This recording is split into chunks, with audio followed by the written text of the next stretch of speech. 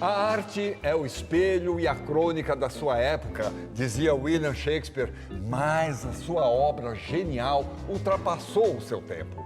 O artista tem esse poder. Ele vence as barreiras dos séculos, as fronteiras geográficas e as incompreensões. A nossa convidada de hoje é uma atriz que conduz a sua carreira com delicadeza e seriedade, porque sabe da importância da arte para o ser humano. No Persona de hoje, Maria Fernanda Cândido.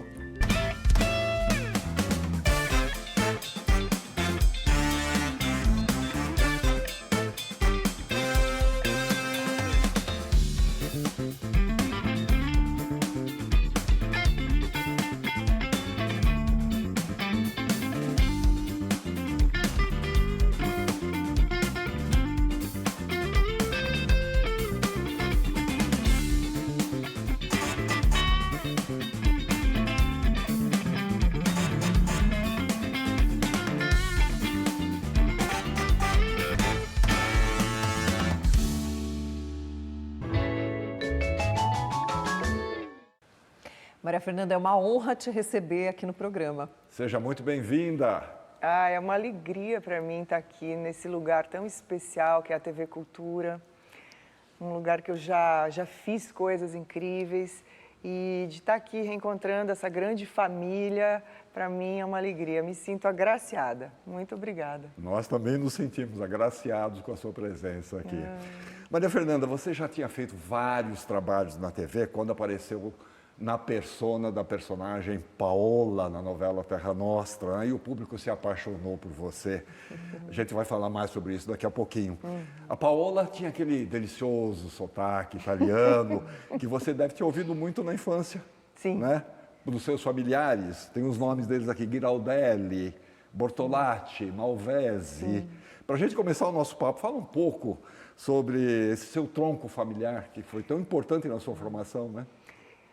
É de fato algo importante, marcante assim na minha trajetória, porque eu escutava muito esse italiano, então essa música, né, ficou muito no meu ouvido. Eu entendo essa cultura, de certa maneira foi onde eu cresci, né? E a gente não se dá muito conta, você não percebe isso, só depois, adulta, visitando a Itália, que você reconhece as coisas. Nossa, mas isso aqui a minha avó fazia, isso aqui a minha mãe é o tempo todo fazendo isso e tal. Então, é interessante, né, essa mistura. Ao mesmo tempo, eu tenho também uma bisavó da parte do meu pai, do pai do meu pai, a mãe do meu avô, que era índia. Então, eu tenho também alguma coisa muito forte que me conecta à nossa cultura brasileira. E essa família do meu pai é uma família que vem de Minas Gerais, com o Tommaso Giraldelli, esses italianos, que aí a mãe do meu pai, que é uma siciliana e tudo, e são mineiros, e a família da minha mãe é nascida, né, em São Paulo, são os paulistas. Então, que foram todos para Londrina por conta do café, então, nessa fase e tal. Essa história de muitos dos imigrantes italianos, né? Exatamente. E aí eu nasci em Londrina. Em Londrina. Nasceu em Londrina, mas pequenininha já se mudou com a família para Curitiba. Pequenininha fui para Curitiba por conta do trabalho do meu pai, que ele era transferido, né? Tinha essa dinâmica. E aí, com uns 12 anos, eu vim para São Paulo. Também por causa de uma transferência do trabalho do meu pai e tal. Agora, os imigrantes italianos trouxeram para o Brasil muitas manifestações artísticas. Teve alguém da sua família que também trouxe alguma coisa para cá? Alguém ligado às artes? Eu acho que a minha ligação com as artes, ela vem muito da minha avó, a siciliana, a Tomásia. Ela era uma poetisa. Então, ela tinha as poesias dela, ela tinha esse caderno, né? Então, quando a gente ia almoçar na casa dela aos domingos, logo após o almoço, então ela pedia para todos os netos, porque é uma família com 9 filhos, né? Então é o meu pai mais 8. Então eu tenho muitos primos, são 23 primos, e, enfim, é uma família grande. Então, essa minha avó, ela pedia para todo mundo se sentar embaixo de uma jabuticabeira muito grande, muito cheia de frutos, assim. Então, tinha os bancos de madeira, ficava todo mundo sentado nos bancos, espalhados e tal, sentados. E aí ela pegava aquele caderno e ela fazia um aquecimento vocal, então ela fazia assim. E eu, na época, eu não sabia que aquilo era um aquecimento vocal, eu era criança e eu ficava admirada, olhando assim, aquela mulher. E aí ela começava a recitar os poemas. E eu acho que vem daí também o meu amor pela poesia, pela palavra. Eu devo isso à minha avó. Que demais. Aí você veio morar em São Paulo e foi morar lá no bairro da Casa Verde, né? Casa Verde. Zona Norte de São Paulo. Zene. Tá? E por aqui começam os seus primeiros trabalhos como modelo. Como é que isso aconteceu? Então, foi justamente, meu pai foi transferido, e aí o nosso vizinho, o vizinho e a vizinha eram um casal e eles eram donos da central de modelos. Eles eram os donos da central, que era o Rubinho e a Solange. Sim. E aí eles diziam assim para minha mãe, porque tinha uma piscina nesse condomínio, era um condomínio muito legal. E aí a Solange dizia: Dona Águida, por favor, deixa a Maria Fernanda fazer um book. E aí a minha mãe realmente foi a que me incentivou, porque o meu pai não me incentivou para eu ser modelo, mas a minha mãe foi ela que falou: não, ela vai fazer, e aí ela me acompanhava, porque você tem que fazer os castings, tudo isso. Então, quem me levava, quem me acompanhava, que me deu toda a força foi minha mãe. Nesse momento, ou um pouco mais tarde, você decide prestar o vestibular para uma área da saúde. Sim. Não é isso? Porque eu tinha prestado o vestibular e eu tinha passado em algumas faculdades e eu optei pela terapia ocupacional, que eu concluí, inclusive eu terminei, eu sou formada. E eu acho que isso vem também da minha história já no meu colégio. Eu era uma aluna que participava de vários grupos, eu fazia trabalhos que extrapolavam o muro da escola. Então, eu entrei na USP, então sou uspiana. Eu nunca consegui trabalhar como terapeuta ocupacional, porque no final da faculdade eu já era atriz. Eu estudei paralelamente, estudava de dia na USP, período integral, e à noite eu estudava artes dramáticas. Então, era corrido. Mas eu consegui terminar, mas não pude trabalhar. Agora, quando a MTV estava aí nos seus primeiros anos no Brasil, você trabalhou como apresentadora no programa Ilha do Biquíni. Fiz. Como é que rolou esse trabalho? E acho que foi essa experiência, né, que te despertou esse interesse para buscar também mais e mais no mundo aí das artes cênicas, não foi? Super bem lembrado, porque eu estava... Pensa, você na USP, todo dia, das 8 às 18, você lá comendo, almoçando no bandejão da Química, e indo para o CPUSP, fazendo tudo e tal. E aí a Cris Lobo me telefona e me convida para fazer esse programa, para fazer um piloto. Falei, mas Cris, eu estou totalmente fora, assim, já tinha 3, 4 anos que eu, né? Não, mas é por isso mesmo que eu quero você e vai ser isso que me interessa e tal. Tá bom.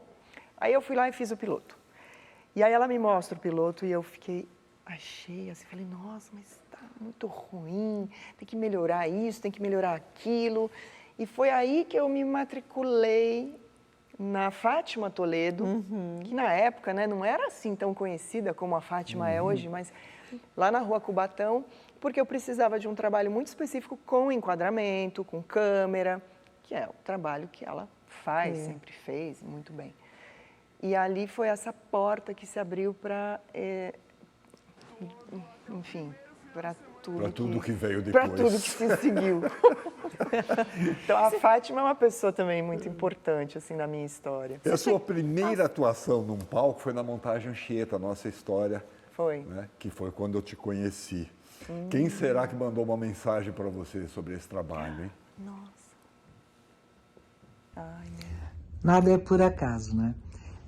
Acho que nós estávamos no final dos anos 90 e Padre César, que era um jesuíta ali do Colégio São Luís, me convidou para criar um espetáculo sobre o Padre Anchieta e me pediu que colocasse no elenco, que testasse, experimentasse uma garota que era amiga dele, que já era modelo e que gostaria de fazer parte do elenco. E me apresentou essa menina.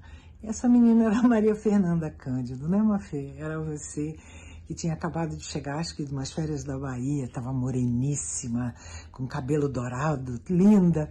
E eu vi você, Maria, e eu falei, não, eu quero essa mulher maravilhosa no elenco. E Maria era completamente inexperiente. Você, Mafê, me deu a oportunidade de poder trabalhar com você, de poder te dar a primeira cartilha e ver você tomar o mundo, se tornar essa estrela que você se tornou e ganhar os prêmios que você já ganhou e que vai continuar ganhando, interpretar em várias línguas, que é uma coisa dificílima. Bom, você, com sua determinação, sua disciplina, seu talento, você tomou e ganhou o mundo e hoje é a grande Maria Fernanda Cândido, mas continua sendo a minha Mafê, uma Mafê querida, uma menina que eu amo e que faz parte da minha vida. Muito obrigada por ser você. Mas tem lenço? Tem. Tem. Eu nem vou engatar nisso, porque eu choraria rios aqui. Eu vou, nossa, respirar só. E secar as lágrimas. Ai.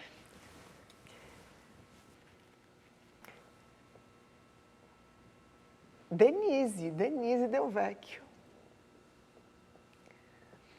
A pessoa que me deu, assim, essa primeira direção, né, para esse caminho que depois se seguiu. E foi ela que me ensinou a amar o teatro, que me ensinou, assim, a beleza e o sagrado do teatro. Então, eu tive essa sorte. E você encontrou com ela depois muitas vezes em outros trabalhos, né? Sim, sim. Sim, a gente é muito amiga. Eu amo a Denise. Essa peça foi a minha primeira experiência como artista, como atriz. E foi através do teatro. Então, o teatro é a minha casa, né? Assim, foi por onde eu comecei, foi por onde eu entendi as coisas. De repente, eu achando que ia seguir um rumo na minha vida, que ia trabalhar na área da saúde, daí, entende? Daí vem essa... as artes dramáticas chegam e tomam essa proporção. Me capturaram. Tanto o teatro, pelas mãos da Denise Del Vecchio, quanto o meu trabalho com o cinema, que começou com a Fátima Toledo. Então, teve assim, eu fui capturada. Vamos falar mais sobre isso no próximo bloco? Vamos. Então, tá bom. Vamos. Voltamos já com a Maria Fernanda Cândido.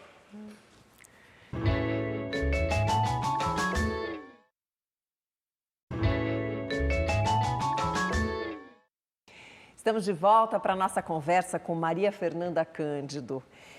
Bom, Mafê, anos 90, você estava no ar ali diariamente na vinheta de abertura da novela A Indomada, da TV Globo. Era aquela mulher que se dissolvia, né? Pegava fogo. E parece que você correu um dia inteiro no estúdio para gravar essa abertura. Como é que foi isso? Eu me lembro. Foi uma diária e eu corri o dia inteiro. No dia seguinte eu não conseguia nem andar. Dor na perna, no pé. Porque eu precisava fazer isso descalça. E o chão era cimento. Um estúdio, né? Com o chroma key no fundo e esse chão de cimento, assim. E aí você correr descalça nesse chão de cimento, realmente o dia inteiro foi bem trabalhoso, eu me lembro. E eu fui, porque fui escolhida para fazer isso, não fiz nenhum teste para isso, era o Hans Donner. E ele me viu na MTV, que era um pouco essa imagem, talvez, que ele precisava. E aí isso só chegou para mim assim, ele gostaria que você fizesse, então eu nem fiz um teste, eu já fui e fiz. Eu nunca imaginei que depois as pessoas iam gostar tanto dessa abertura e que elas iam querer saber quem era aquela pessoa, aquela mulher. Eu sei que realmente essa abertura foi assim, comentadíssima. Foi mesmo. E aí você participou depois do Serras Azuis, na TV Bandeirantes, né? Fascinação no SBT, até que surge a Paula Spezzato, na novela Terra Nostra, papel que te rendeu uma enorme popularidade, prêmios como atriz revelação. Tá? Como é que você chegou a esse papel? Olha, uma história legal. Depois de Serras Azuis na Band, eu fiz um teste na Record para fazer uma protagonista e passei. E aí eu ia fazer essa protagonista nessa novela da Record. E 2 dias antes de assinar o contrato, eles me telefonam e me dizem: ai, Maria Fernanda, nós sentimos muito, mas não vai dar. A gente precisa de alguém mais conhecido, precisamos de um nome, alguém realmente que seja a protagonista da novela e que as pessoas conheçam. É muito importante para a gente isso. Mas a gente gostou muito, muito de você, mas assim, sentimos muito. Isso 2 dias antes de assinar o contrato. Eu fiquei tão triste, eu fiquei arrasada. Dá para imaginar, né? Fiquei super, super chateada. E aí eu estava em casa, chateada, né? No dia, inclusive, que era o dia da assinatura do contrato, assim, e a minha empresária me liga: Fefê, olha, tem um teste para você fazer amanhã, mas aí eles precisariam saber se você poderia aprender italiano, se você tem alguma noção de italiano. Eu falei: ah, sim, claro. Então tá bom, então amanhã é esse teste. E aí me mandou o texto e eu fui fazer o teste. E aí era o teste para a Paola da Terra Nostra. Não era nem para a Paola, era para a novela, assim, para alguma personagem. E eu me lembro de chegar e encontrar o Jaime Monjardim, que era o diretor, e aí eu fiz o teste com um outro ator que estava lá também, que não deu muito certo, não ficou bom o teste. Eu tinha preparado bem o teste e eu vi que não tinha rolado. Falei: ah, paciência, é uma pena. E aí eu estava indo embora, o Jaime falou: não, você volta, por favor. E aí ele chamou: Caio! Eu falei: Caio? Aí vem o Caio Blatt. Eu quero que você repita o seu teste que você fez com esse ator. Eu: ah, claro, pois não. E aí ficou maravilhoso. Eu fiz o teste com o Caio e ficou linda a cena, ficou perfeita. Aí o Jaime falou assim: então você acha que pode aprender o italiano? Eu falei: posso? Ah, então tá bom. E aí depois já, na sequência... E aí começou tudo. É. Agora, você atuava ao lado do Raul Cortez, né? Um ator maravilhoso, tarimbadíssimo, né? Que já tinha mais de 40 anos de carreira. Você era uma iniciante. Como é que foi trabalhar com ele? Porque foi, para a gente como espectador, uma conexão assim absurda, né? Como é que foi para você? Ai, tão bom falar do Raul. Foi fascinante. Né? Foi também assim uma experiência de êxtase, de um encontro artístico em que uma interlocução artística se estabelece, né? Porque nós nos encontramos em cena, nós nos conhecemos em cena. E imediatamente aconteceu essa conexão. Também uma coisa que não se explica. Era uma externa, né, na cidade cenográfica, e aí eu me lembro assim que eu tinha que subir a escada e que o cenário era no primeiro andar desse sobrado. E aí o Raul já tinha chegado, então ele já estava sentado atrás de uma mesa. Eu vi a figura do Raul e era o Francesco, então a gente tinha essa cena para fazer. E depois que a gente fez essa cena, o diretor adorou, Jaime ficou assim, todo mundo, a equipe, as pessoas adoraram, aconteceu isso. E aí o Raul olhou o meu material, ele viu que eu carregava meu estojo, porque eu trabalho com canetas coloridas, com lápis, com tudo, eu gosto de papel. E ele viu isso tudo, ele falou assim, você gosta de estudar? Eu falei, eu gosto. Aí ele falou, então você topa estudar o nosso texto? Eu falei, claro. E aí a gente marcou um encontro para fazer o estudo. E aí, nossa, daí pronto. Aí foi até o final da vida dele, essa história de amizade, porque viramos grandes amigos, amigos da vida e de muito convívio muito intenso, assim, uma pessoa que eu convivi. Um grande encontro. Então. Um grande encontro. E de idades muito diferentes. Né? Agora, na sequência, você vai interpretar a sua primeira protagonista numa novela, né? Mas, antes disso, temos mais um depoimento para você ver. Oba!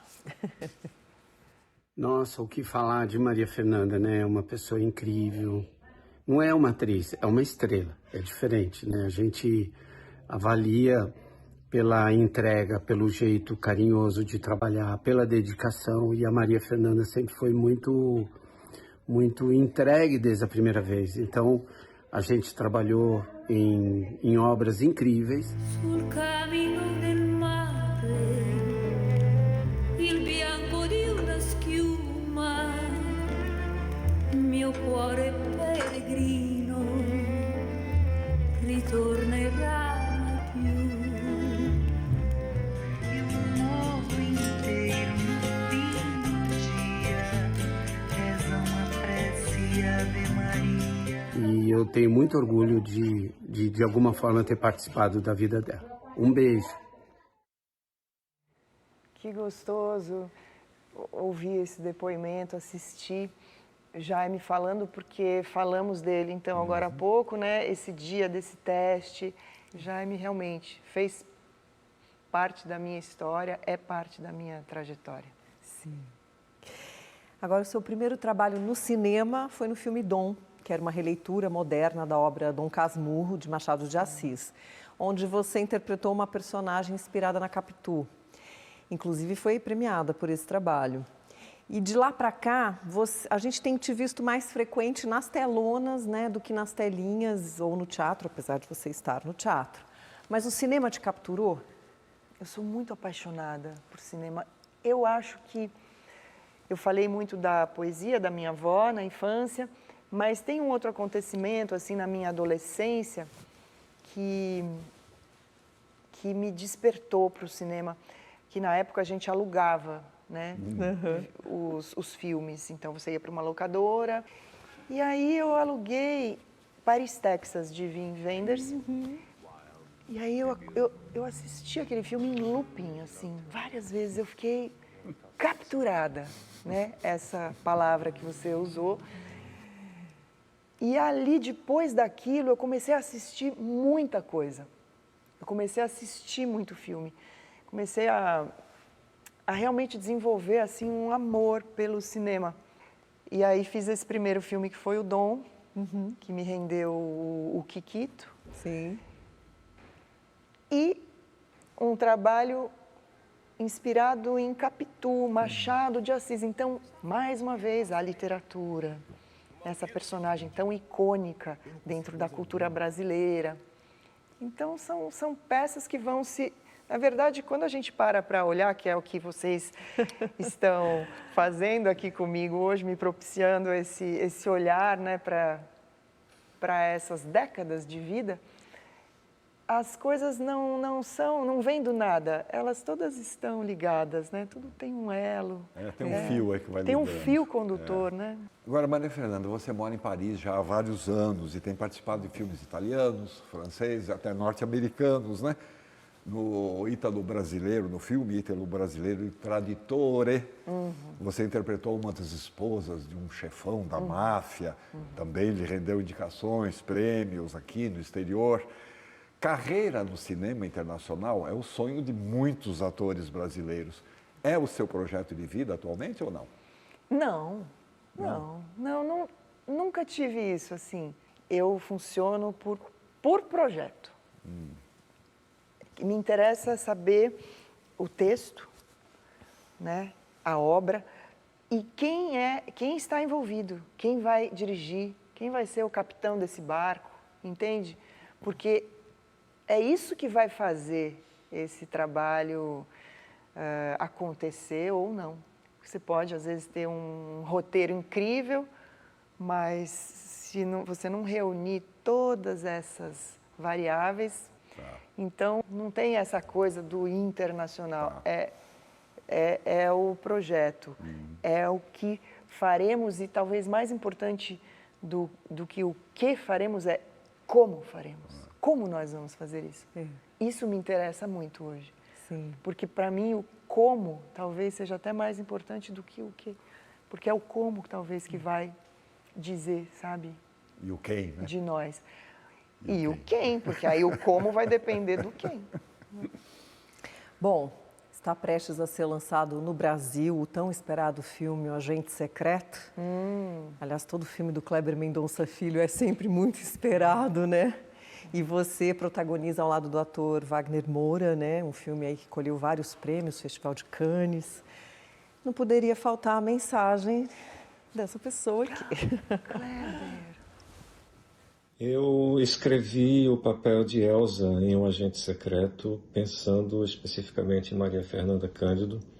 Maria Fernanda nós conhecemos, nós estávamos no Festival de Cannes em 2019 com o Bacurau e também na competição estava o belo filme de Marco Bellocchi, O Traidor, e Maria Fernanda tem um papel muito importante nesse filme. E ocorreu que O Agente Secreto foi um roteiro que começou a ser escrito em 2020, um ano depois, inclusive durante a pandemia. E Maria Fernanda simplesmente entrou na escrita do roteiro quando você começa a escrever e pensar num ator, numa atriz. Isso geralmente é um aspecto muito natural da escrita, eu acho, e eu não conseguia mais não pensar em Maria Fernanda Cândido como Elsa, essa personagem que se torna muito importante em O Agente Secreto. Maria Fernanda tem um rosto espetacular, um rosto de uma estrela de cinema, e dentro de um filme que joga também muito com a imagem do próprio cinema, tê-la nesse filme foi uma alegria muito grande. E aí, claro, veio a pessoa que é Maria Fernanda, mora em Paris já há 7, 8 anos. Veio para o Recife, a gente passou acho que umas 3 semanas trabalhando no Recife. E foi um momento muito feliz de trabalhar com Maria Fernanda. E eu só tenho a agradecer a presença fantástica dela nesse filme e a pessoa incrível que veio junto da grande atriz. Maria Fernanda, muito obrigado, um beijo. Kleber me emociona, porque a forma como ele pensa o roteiro e depois como ele pensa as imagens, olha, foi uma experiência maravilhosa, maravilhosa. Esse filme é um filme de espinha dorsal, tá? Então, assim, é um filme do Wagner Moura. É ele o tempo inteiro na tela. E aí nós temos personagens paralelas que são muito importantes e estratégicas, né? E a própria Elsa é isso, é uma personagem muito estratégica, porque ela chega e aí é que a coisa se desenrola. Tive uma relação também com o Recife, porque eu tinha algumas diárias que eu não estava filmando, então eu aproveitei, eu visitei a casa de Clarice Lispector, a praça, que já está reformada, que está com a estátua dela, com aquele chafariz, e a casa onde ela morou vai virar um museu. Visitei o Teatro Santa Isabel, o Teatro do Parque, que eu pretendo levar a peça Balada Acima do Abismo para Recife lá, também, claro, como não, né? Bom, você citou Clarice Lispector, que é uma paixão sua, né? A sua paixão pela literatura. Então, vamos falar um pouco mais sobre isso no próximo bloco? Vamos. Voltamos já com Maria Fernanda Cândido.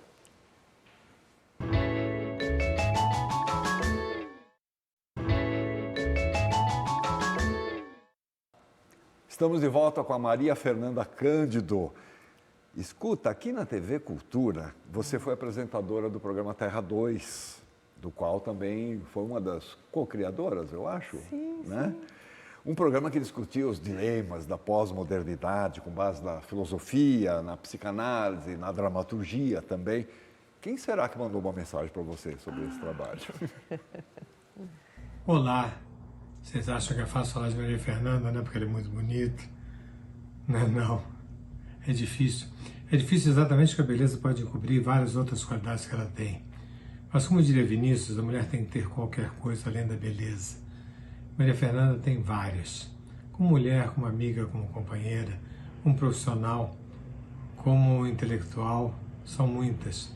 Eu tive o prazer de conviver de mais perto quando ela fez comigo um programa que eu escrevi e apresentei na TV Cultura, chamado Terra 2. Esse programa ganhou o prêmio de melhor programa de televisão brasileira no ano 2017. E muito desse prêmio é devido à nossa querida Maria Fernanda. Beijo para ela, beijo para todos. A gente podia citar Platão, que diz que nós podemos facilmente perdoar uma criança que tem medo do escuro, mas a real tragédia da vida é quando os homens têm medo da luz. Me recuso a qualquer comentário depois de Platão. Não é? Ai, que saudade que me deu agora desse programa maravilhoso, desse amigo, desse querido companheiro que foi Jorge Forbes aqui fazendo Terra 2. E eu tive, assim, um prazer muito grande de fazer esse programa com ele e aqui, na TV Cultura, que é uma televisão que né, nossa TV pública, que serve à cultura. E pude conhecer essa grande família, entende? Esses profissionais incríveis que trabalham aqui. Então, quando eu chego aqui, eu tenho esse sentimento muito bom que me invade, que é o de reencontrar uma grande família, um lugar onde eu fui muito bem acolhida. Foi uma experiência bonita. Um pertencimento. Né? Um pertencimento. Bacana. Ainda sobre cinema, você atuou também em Animais Fantásticos, né? Os Segredos de Dumbledore, que é um filme do universo do Harry Potter. Mas como é que é trabalhar num esquema assim, de uma grande produção, né? Um grande estúdio, né? Uma produção de grande porte mesmo, né? Sim, sim. Olha, uma experiência única também, né? Porque até para quem faz muitos filmes, muitas grandes produções, esse ainda é o grande dentro dos grandes. Sim. Então, assim, é realmente muito bonito o processo também, de ver como ali estão reunidos profissionais, assim, de grande excelência, acaba sendo também um local onde você consegue assim trabalhar com um rigor absoluto, porque tudo ali realmente foi muito escolhido, foi muito pensado, foi muito trabalhado. Então é interessante também, né, você participar de algo assim, não é algo comum, não é a todo momento que isso acontece, né, na nossa vida. E uma coisa bonita que eu gosto, às vezes, de contar, e agora me lembrei, acho que vale dividir, é que eu trabalhava, uma das cenas mais importantes é a cena em que essa personagem ganha a eleição e se torna a chefe suprema, né, do mundo da magia. E aí eu tinha que contracenar com uma criatura que não existe, né, então, e eu não tinha, por exemplo, um boneco ou nem mesmo um objeto qualquer que pudesse, sabe, estar ali naquele lugar. Dar o teu foco. Para me dar um foco, para me dar uma referência. E aí eu me vi, né, no meio dessa grande produção, com esse equipamento, esse aparato técnico, assim, que eu realmente nunca tinha visto nada nem parecido, tendo que brincar, jogar, né, atuar, que é play, sozinha, jogar, com a minha mais pura imaginação. Algo que a gente faz quando a gente é criança, né? É o verdadeiro faz de conta. Isso foi bonito porque também me deu essa dimensão de que por mais aparato técnico, dinheiro, recursos que a gente tenha, no fim das contas a gente precisa estar conectado com esse ato. O ato de imaginar, né? De pensar, né? E se eu estivesse aqui? E se essa criatura estivesse aqui?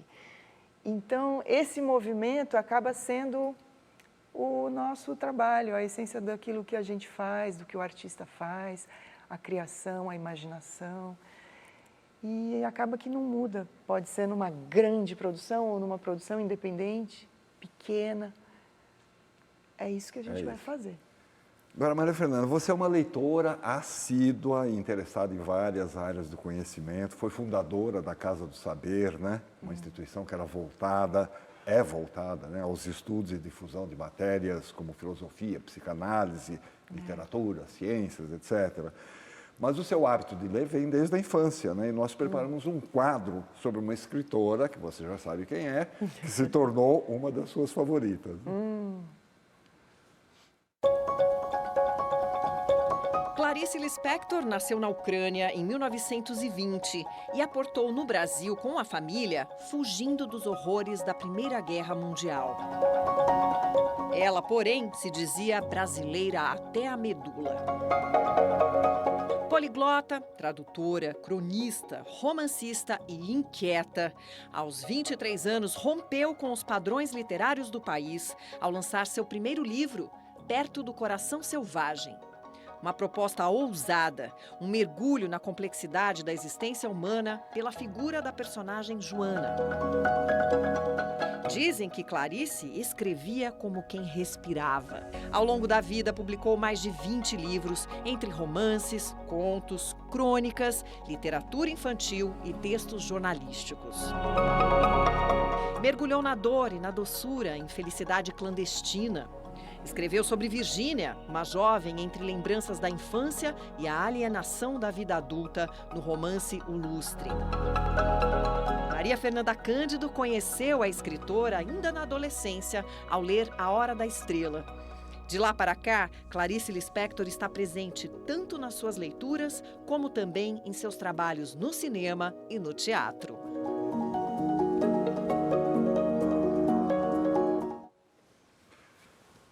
Você consegue definir o que mais te atrai na obra da Clarice Lispector? É muito pessoal isso, Sim, né? claro. Acho que aí cada um, mas é um tipo de leitura muito íntima, assim, que me coloca em contato com o meu mundo interior, com a minha vida interna. Então, essa possibilidade, né, quando você encontra isso numa leitura, num autor, é uma possibilidade de conexão muito forte, muito intensa. E é de grande companhia, né? Assim, você passa a se sentir menos sozinha quando você tem essa experiência. Não precisa ser só com a Clarice Lispector, eu digo a companhia de um livro, a companhia de uma voz, a companhia de uma outra existência que fala a você. Então, fica essa... É nesse lugar que eu acho que a leitura me pega. Um dos trabalhos, né, que você fez também em cima da obra dela foi A Paixão Segundo GH, com Luiz Fernando Carvalho, né? Ele é um parceiro constante em vários trabalhos teus, né? Sim. Então eu queria que você falasse um pouco desse filme e um pouco dessa parceria, porque com ele você fez Contos Femininos, você fez o Independências aqui na TV Cultura, e por aí vai, né? Fizemos Capitu. Fizemos muitos trabalhos. É uma parceria que dura mais de 20 anos. Mais de 20 anos.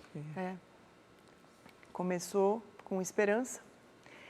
E nesse trabalho, o Luiz me dava folhas que a gente chamava de xerox, né? Porque a gente fazia essas cópias.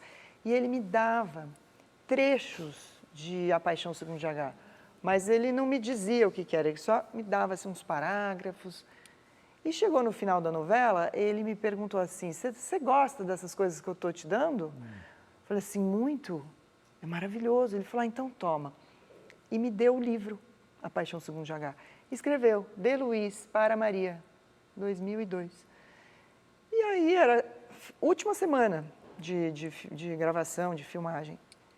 E aí depois, a novela já tinha acabado, Luiz Fernando no Rio de Janeiro, eu já em São Paulo, eu começo a ler esse livro. E foi realmente assim um ponto de virada na minha vida. Eu tinha acho que uns 29 anos. Eu já gostava da Clarice, porque eu já tinha lido para prestar o vestibular, no meu ano era A Hora da Estrela. E ali, né, ainda no colegial, eu li A Hora da Estrela e continuei lendo. Só que A Paixão Segundo GH realmente foi Daí eu me lembro de ter sofrido para ler esse livro. Não foi uma leitura assim tranquila. Foi um pouco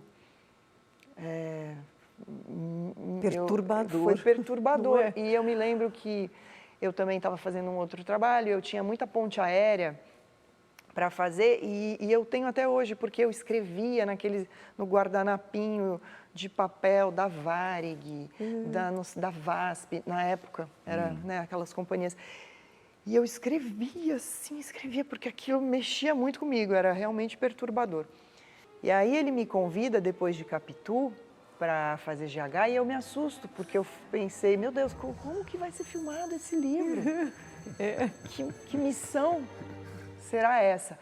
Mas fiquei quieta, e aí passaram-se alguns anos, ele nunca mais tocou nesse assunto, e eu falei, não vai acontecer. Mas aí em 2017 ele me telefona, oi Maria, tudo bem? Como é que você está? Assim, num dia de semana, na hora do almoço. Olha, então nós vamos fazer GH. Daí eu tomei um susto. Eu falei, nossa, agora vai acontecer. E aí a gente começou a preparação, em 2017 mesmo. E eu tentei muito na época achar esse exemplar, né, essa edição que ele tinha me dado, muitos anos antes, e eu não achava. Não achava. Falei, eu vou comprar um livro novo, então, e vou começar a trabalhar em cima dessa nova edição. E tudo bem, comecei. E aí, um mês antes das filmagens, estou dormindo um dia em casa, e assim, 3 horas da manhã, madrugada, um barulho estrondoso. Aí eu levanto, preocupada, já peguei o meu telefone e falei, meu Deus, sei lá, estão invadindo a casa, quebraram a porta. E aí eu vou andando, olhando os quartos, está tudo bem, está todo mundo bem, que eu chego num escritorinho, que é tipo uma biblioteca que eu tinha, uma estante alta, que tinha só, assim, livros de ilustração, aqueles livros grandes, enormes, né, e tal, que ficava guardado lá e que eu nem mexia, tudo caído no meio da biblioteca, aquela madeira toda quebrada e aqueles livros de ilustração todos jogados e A Paixão Segundo GH. Fala sério. Em cima de tudo. E aí eu tive a oportunidade de colocar essa edição, que estava cheia de anotações, ao lado da edição que eu estava trabalhando. Uma edição que eu li aos 29 anos e a outra aos 44. Que demais, nossa! E eu pude fazer um trabalho de comparação do que é que tinha chamado a minha atenção, o que é que tinha sido importante para mim naquela leitura, naquela altura da vida, e o que eu entendia e lia e o que me chamava a atenção naquele período. Como é que o livro conversa com você hoje? Como que o livro conversava comigo hoje. Bacana, E mudou né? muito? Sim, era diferente. Mas isso chegou para mim um mês antes das filmagens, então eu ainda pude fazer essa ligação. Sensacional. Voltando ao teatro, um outro grande sucesso seu foi A Toca do Coelho, né? Um espetáculo muito elogiado, assim, muito, principalmente pela sensibilidade, pela profundidade emocional, pelas situações intensas. Olha só quem te mandou outro recado. Eu adoro a Maria Fernanda, admiro a Maria Fernanda como a mulher, como pessoa inteligente, sensível, interessada em fazer trabalhos que não sejam fáceis. Acho que de um tempão para cá a Fê tem escolhido trabalhos que são mais complexos, mais profundos na relação com a literatura, com o teatro, com o cinema, com as pessoas, com as relações artísticas que ela acaba escolhendo. Ela tem sucesso em todos esses caminhos, eu acho, e não só um sucesso de reconhecimento externo, mas um sucesso de amadurecimento e melhora dela como artista. Isso é incrível de presenciar. A gente se conheceu pela primeira vez em Esperança, uma novela lá, a gente fazia meio que um casal meio atrapalhado e tudo, e eu pude testemunhar esse crescimento, esse avanço, essa evolução dela como artista, o que é muito lindo, porque afetaria todas as facilidades do mundo para caminhos fáceis. E eu acho que ao escolher esses caminhos mais complexos, ela melhora como atriz, aprofunda o seu trabalho. Em Toca do Coelho, que foi o trabalho onde ela dirigiu, era assim. O personagem central era difícil, complexo, sensível, e ela nunca teve medo disso, ela sempre quis mais. É uma atriz inspiradora, acho que para muita gente, para mim também. Querido! Que maravilha! Eu sou super fã do Dan, amigo, querido, diretor, grande ator. E direção da Toca do Coelho é dele, né?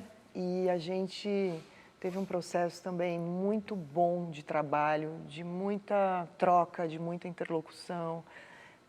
Foi maravilhoso. Eu adorei fazer essa peça. A Beca, nossa.